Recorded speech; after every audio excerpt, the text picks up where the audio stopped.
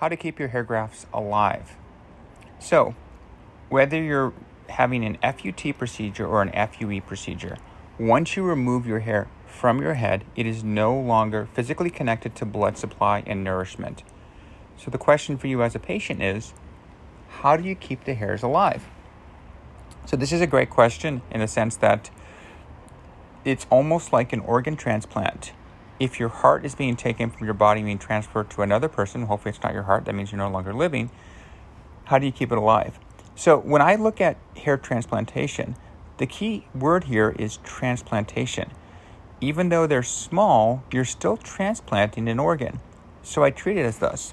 So if you were just to leave your hair outside of its body, all of the hair would dry and desiccate because it's no longer surrounded by fluid, and the hairs are going to go into a state of shock.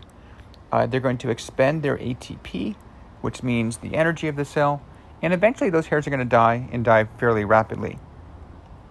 So what do I like to store the hairs in? So there's a couple of components and products I use, and one of them is going to be called Liposomal ATP. The beautiful thing about liposomal ATP is it is used in organ transplantation, and what it's going to do is keep your hairs from expending its own ATP, preventing them from going in that state of shock. This is critical to getting your hairs to look as natural and as vivacious as they would otherwise be if you didn't do that. The other thing I like to put in there is Hypothermic.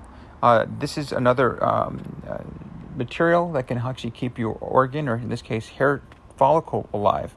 Both of these are going to be important to getting you to have better hair results than you normally would. So by storing the hair follicles in this medium, your hair is going to have a little bit longer, prolonged shelf life. Think of it kind of like a fertilizer for your hair. Of course, you have a certain amount of time before you can place this. Obviously, if you push your hair graft or follicle in these media for 2 weeks, those hair grafts are probably not going to be as likely to survive. So there's a certain amount of time, and I think of it as in hours, not in days, when those hair grafts are going to lose its viability as well. So the real important point here, though, is a lot of centers, think big chains, think offices trying to save money, they don't think of these types of things.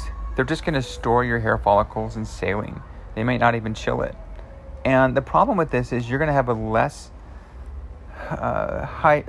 likely to have those hair grafts take and survive. And these little details are super important in hair graft transplantation. Every detail matters.